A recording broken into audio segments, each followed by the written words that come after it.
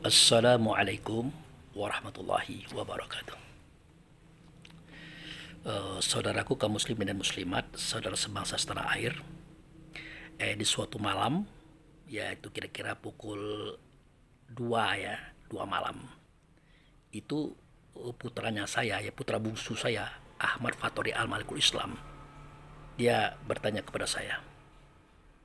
Dia bilang begini, "Ya, kenapa ayah itu sering bangunnya malam? Setengah 2 malam sudah bangun, jam 2 malam sudah mandi, duduk sambil merenung, sambil berpikir. Pada jam 3 melaksanakan ritual malam yang namanya tahajud." Ya saya bilang sederhana.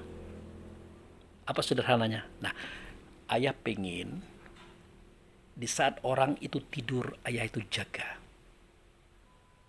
Artinya ayah bisa melihat, bisa mendengar, bisa merasakan, bisa berpikir saat itu.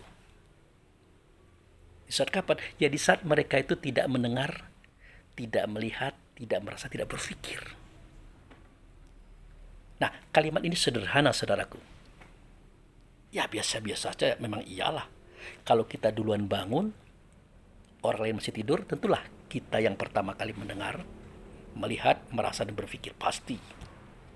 Tapi dalam filosofi kehidupan secara fakta, kita bisa melihat apa yang tidak mereka lihat. Kita bisa mendengar apa yang tidak bisa mereka dengar. Kita bisa merasa apa yang tidak bisa mereka rasakan. Kita bisa berpikir apa yang tidak bisa mereka pikirkan. Kenapa? Karena kita terbiasa melakukan ritual malam tadi. Di saat mereka itu sedang off telinganya, off matanya, off hidungnya, off lidahnya, off rasanya, off pemikirannya. Waktu itu kita sudah mendahului mereka untuk bangun malam. Tentu kita otomatis dulu mendengar, dulu melihat, merasa, dan berpikir. Dan ini tidak omon-omon. Ini tidak hanya sebuah cerita dan kisah, tetapi itu Allah buktikan. Apalagi dalam sebuah hadis Nabi dikatakan bahwa di sepertiga malam itu Allah turun ke langit dunia. Mana dunia? Kita katakan yang besar ini, yang luas ini, ternyata dunia itu adalah diri kita. Dia turun kepada kita, tepatnya di langit. Apa itu langit pada diri kita? Yaitu akal fikir, wawasan, ide, cakrawala daripada keberadaan diri kita. Dia turun. Nah, dia memperkenankan apa yang kita minta saat itu. Maka saya katakan, bangun malam itu adalah momentum di mana kita berdialog dengan Tuhan, menyampaikan keluh kesah, menyampaikan permohonan permintaan. Karena yang bersuara, yang berkata, yang meminta itu adalah ruh, maka Allah berikan itu sesuai dengan kadarnya, itu kadar ruh pula. Jangan pula nanti, lah kami lihat Pak Abu tidak punya rumah gedung, tidak punya mobil, tidak punya harta yang banyak.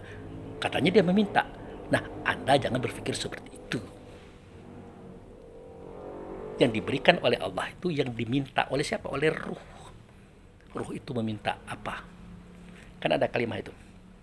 Rabbirfirli, ampunkanlah aku. Warhamni, kasihanilah aku. Wajuburni, cukupilah aku. Warfa'ni, angkat derajatku. Warsukni, berikan aku rezeki. Wahdini, berikan aku petunjuk. Wa'afini, maafkan aku. Itu permintaan-permintaan itu diberikan oleh Allah kepada yang meminta, yaitu roh tadi. Makanya dalam kehidupan sehari-hari kita mempunyai sesuatu yang mungkin sedikit bedalah dengan yang lain. Nah, perbedaan itu adalah karena kita mendahului, kita curi star. Di saat mereka belum mendengar, belum melihat, belum merasa, belum berpikir, kita sudah duluan mendengar, sudah duluan melihat, sudah duluan merasa, dan sudah duluan berpikir, karena kita bangun duluan. Dan ini, saudaraku, kenapa bangun malam itu adalah merupakan sesuatu kelebihan bagi seseorang, terutama bagi mereka yang belajar mencari kebenaran Tuhan.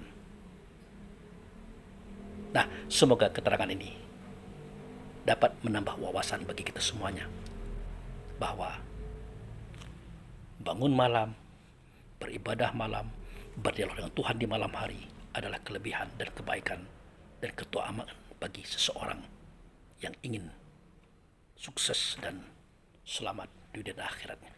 Demikian, terima kasih. Wabillahi taufiq wal hidayah. Assalamualaikum warahmatullahi wabarakatuh.